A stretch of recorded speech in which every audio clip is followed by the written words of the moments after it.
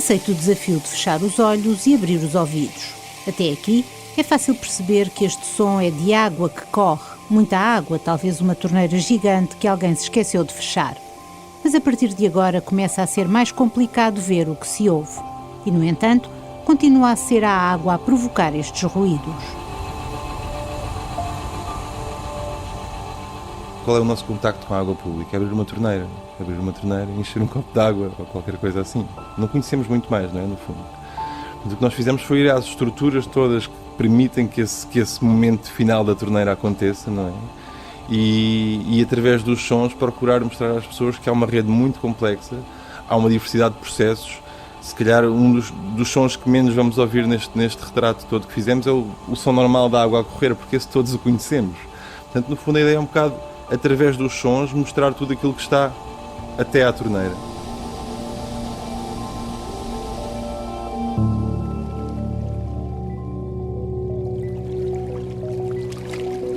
Rui Pedro Damaso é o responsável da Associação Cultural Outra.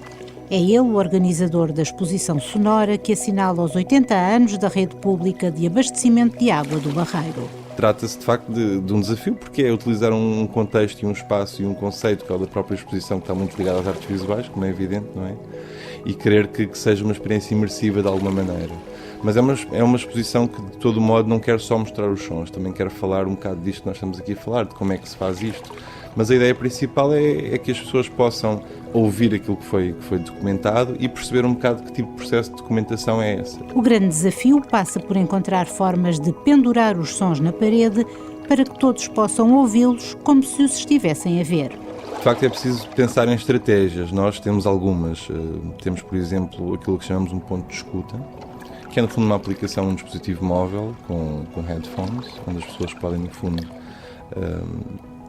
ir procurando e ir ouvindo esses tais instantâneos que foram gravados, ou mesmo esses sons mais longos. Há uma questão importante que é usar o som para, no fundo, quase criar o ambiente sonoro de toda a exposição.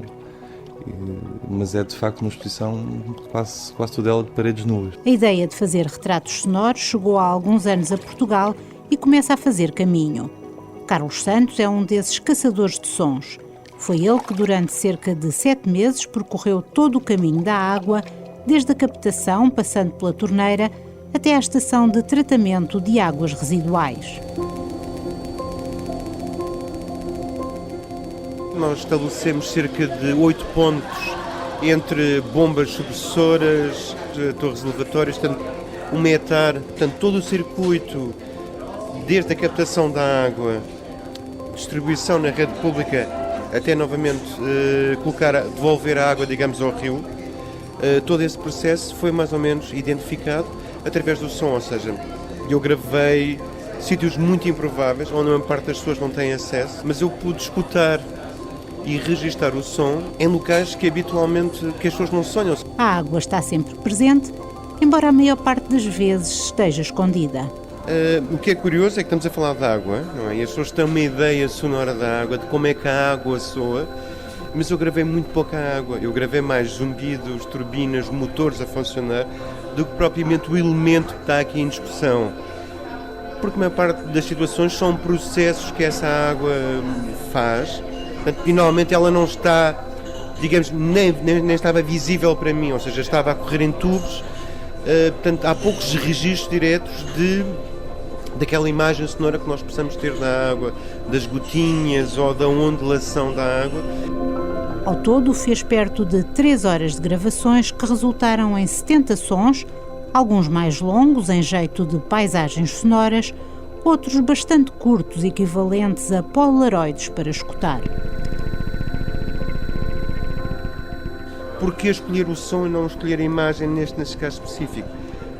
Porque está mais longe, digamos, da população, à partida, torna-se mais interessante e coloca o foco todo na questão do ouvir e não do ver. Portanto, e é importante que este tipo de projetos ganhem mais tração. E, nomeadamente, em Portugal, eles chegaram relativamente tarde, talvez há 20 anos atrás não se falava destas coisas, hoje em dia já se fala em ecologia sonora, já temos uma série de festivais de debates, uma série de, digamos, cientistas de diferentes áreas a pensar em termos de som. Já temos antropólogos a pensar em som, temos historiadores a pensar em som, portanto, cientistas de uma série de áreas que já começam a pensar em termos sonoros. Regressamos ao Barreiro. A ambição de Rui Pedro Dámaso é ir contando a história da sua cidade através do som. Um projeto mais vasto do qual a exposição sobre o abastecimento público de água é apenas uma parte. Ir retratando, ir atualizando os vários locais do Barreiro em sons.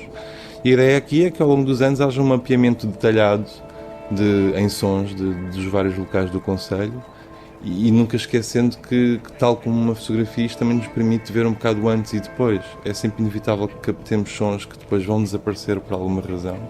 Novos sons aparecerão. Portanto, o que se pretende é que seja uma coisa viva e que vai evoluindo e que vá mostrando cada vez com mais detalhe e com mais atualidade aquilo que se passa em termos de paisagem sonora do concelho e da cidade.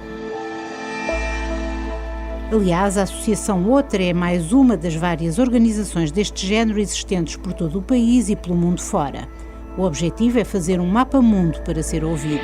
Muitos destes arquivos que são obtidos nesses projetos, no nosso ou nesses que lhe falei, vão sendo depois integrados em mapas que existem a nível mundial, a nível europeu e a nível mundial, que procuram, no fundo, agregar esse trabalho que é feito por estas pessoas todas nos vários pontos do mundo e dar um acesso, no fundo, a sons locais que nós desconhecemos por completo, não é? Quanto mais o som desses locais. E é um trabalho muito interessante porque vai crescendo, vai acumulando e vai proporcionando sempre novos acessos. Tal como na fotografia para ser vista, Rui Pedro Dámaso define o retrato tirado para se ouvir como um meio de mostrar o que se impõe, mas também o que não é óbvio. Um retrato sonoro, obviamente, quando pensamos num retrato pensamos em imagem, não é? Um retrato sonoro, no fundo, é precisamente a mesma coisa, mas sem a componente da imagem. É um bocado ir à procura, quer dos sons que nos são evidentes de alguma maneira no cotidiano, nos locais que bem conhecemos, quer de sons que nós dizemos que não podem ser ouvidos ao ouvido nu. Lá está aqui um paralelo também com o olhar, no fundo. Apresentam ainda uma dimensão que é artística, porque muitas vezes nós descobrimos sons que são como música, no fundo, é quase como descobrir música. A fórmula não podia ser mais simples.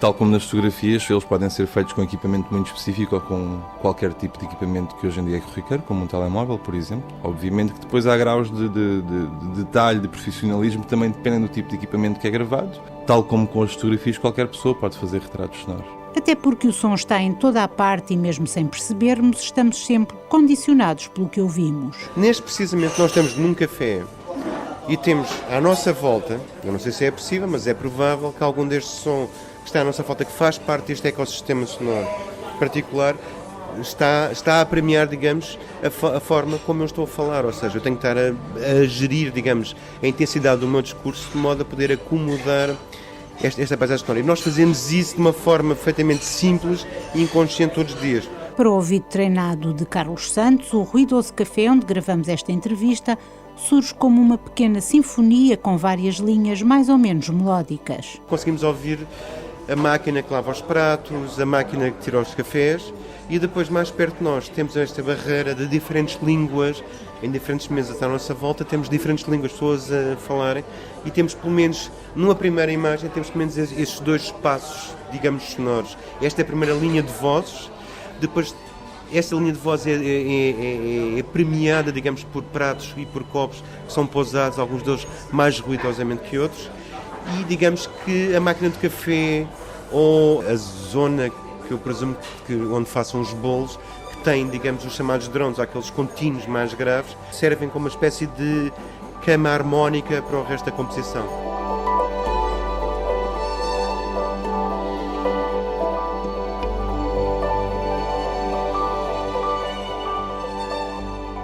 E porque a música não é senão som, Rui Pedro promete apresentar, a pretexto de algo tão prosaico como a canalização da água, verdadeiros concertos de música eletrónica. Há sons que são literalmente música eletrónica e acho que as pessoas vão ficar muito espantadas quando ouvirem, porque têm ritmos, têm alterações de timbre, de velocidade, que são muito, muito interessantes. Águas sonoras, um mergulho na complexa rede que sustenta o abastecimento e saneamento de águas de uma cidade, para ser ouvido de olhos fechados.